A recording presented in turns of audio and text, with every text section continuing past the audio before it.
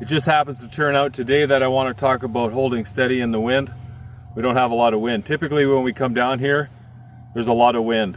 We've been coming down here typically 3-4 times a week, and every time we come down here there's more wind than this, but I mean the same principles apply to shooting in the wind. And we were at a 3D shoot over the weekend, and it was a really windy area. I had a lot of questions on holding stable in the wind. Now, when you're shooting in high wind, this applies a lot to Western hunters. Here in British Columbia, we get a lot of wind. Alberta, you experience the same, Saskatchewan, and this goes for the Western states as well.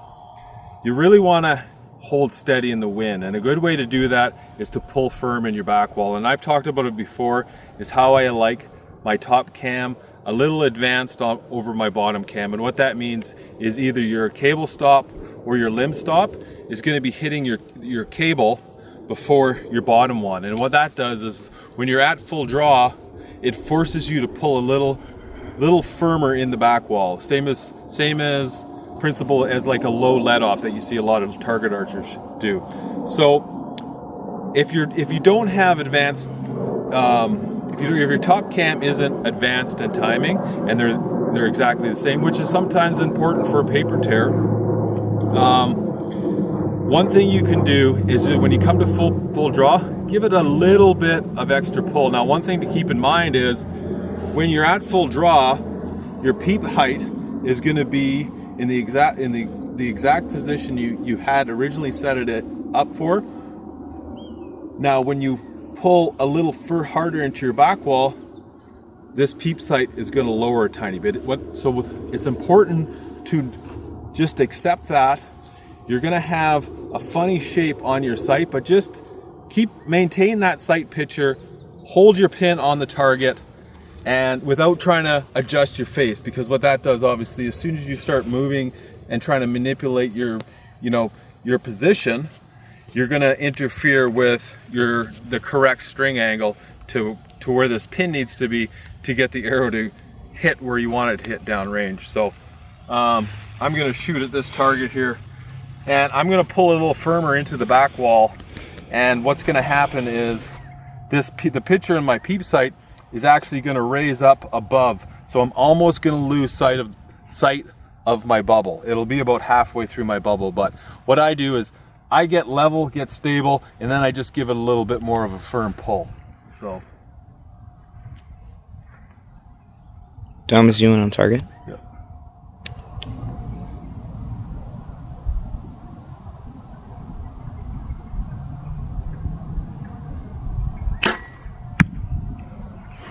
So, as you can see, like I said, we don't have a lot of wind, but the same principles apply. So when we get back to the draw board, I'm going to show you guys how to advance this top cam and how much I like it advanced compared to where it hits the cable as opposed to the bottom cam. I want to get this video finished. I meant to do it as soon as I got home, but 3 kids, life kind of got a little lifey there. So we're going to do it now. So when I first got this bow, what I did was I put a rest on. I did the rest timing, put a sight, first and second axis, and some stabilizer, D-loop, and a peep sight. The timing was bang on when I first got it. So, with the strings that Matthews has now, they're really good. I've definitely got a few thousand arrows through this bow. So often when you have lower quality strings, you'll find that you have to readjust the timing. So we're going to find out if the timing is still imperfect, like still timed perfectly, and then we'll go from there. So what we want is we want the top cam to rotate and hit this cable before the bottom cam hits this cable.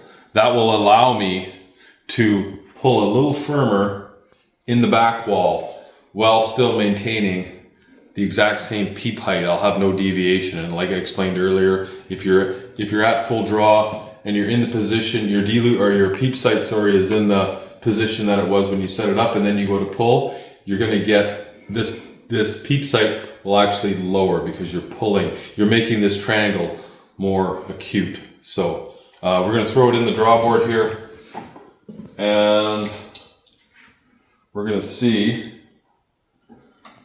how well these cables hold. Never draw a bow back without an arrow in it. Even I have a safety on here as well, but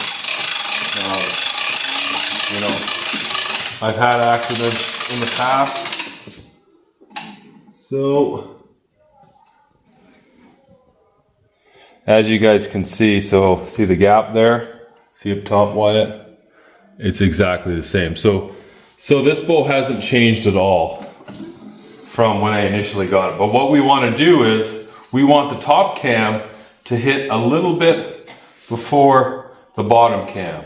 So look at that, see that? This arrow is not meant for this bow, obviously, because we got knock pinch there. I was just putting it in there so we didn't draw back without an arrow. So anyway, we want this top cam hitting a 1/16 or an 1/8 of an inch before the bottom cam. So in order to do that, we need to advance this cam. So we're going to take this cable that is attached to the bottom cam, and we're going to rotate it 1 full turn, and then we're going to see how much we got out of it.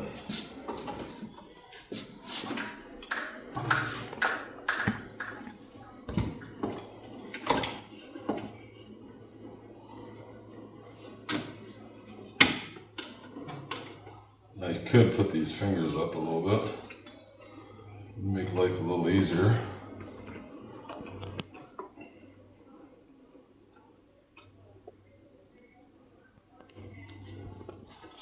Okay, so we're going to press this together, and we are going to advance this top or this bottom. So you can see here when you're doing it, do you see which way the cable is twisted? We want to add 1 full twist to that cable and put this back on. Now remember, regardless of what bow you shoot, the cable or string always go in the track. So you do not want this opposite where the cable would be down here. The cable has to go into the track. Regardless of what type of bow you're shooting, the cable, strings, they all go inside the track.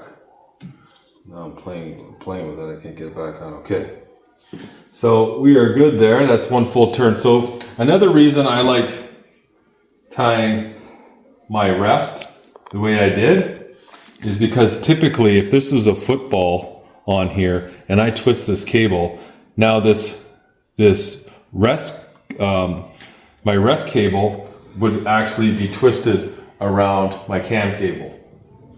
So, pull up, get tension, make sure, you know, everything's in the track with these Matthews. You know, these are 4-track bows. So, on a 4-track system, there's a lot of strings and cables you got to worry about. So, I always like to hold my string up.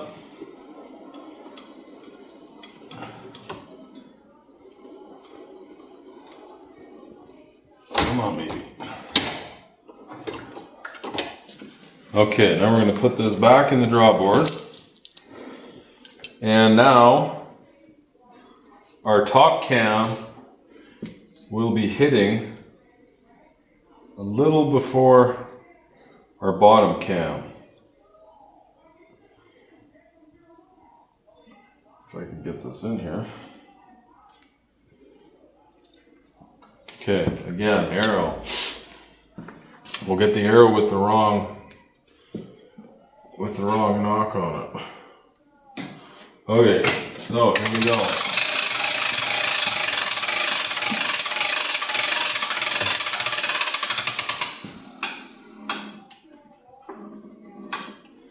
Okay, so now you guys can see, so this top cam is hitting, and actually see, I probably have a little, I have more on the bottom cam than I would like.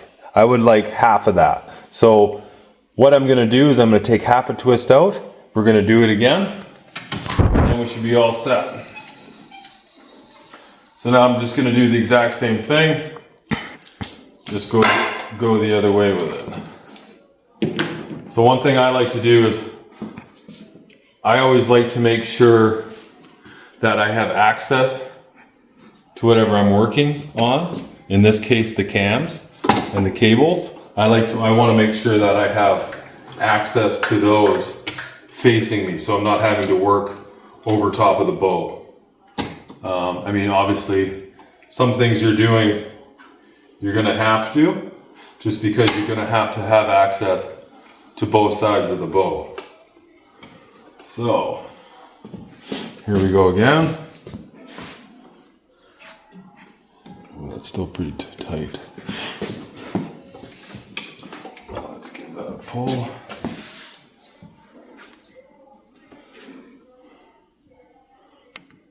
Get my hand on there. So now, what we want to do is, we're just taking one half twist out. And then we're going to wrap it around the bottom peg. And get her up in there. Make sure everything's in its track. And then again, lift up. Everything's good. Knock the light over. I'd really love to get an electric press. I mean, most of the time I use the X press, but you know, and this is the drawboard I have, and it's just easy because it's right here. So let's do this again. Put a little tension on it so it doesn't fall on the floor. Put the arrow cock vein down.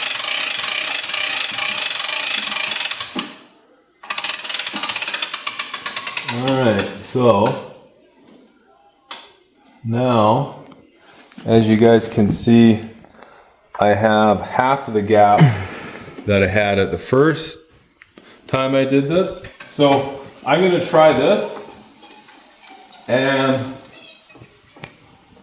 we'll see what it's like. So I'm going to shoot this for a little bit and we'll go. I might adjust it, but the one reason I do like my hunting bow to have an advanced top cam is because most of the time I am hunting especially here in British Columbia, a lot of western states, they'll know what I'm talking about, but you're hunting in a lot of wind, you're shooting in a lot of wind. So I like to have my top cam hitting, so that way I'm holding steady in a windy situation.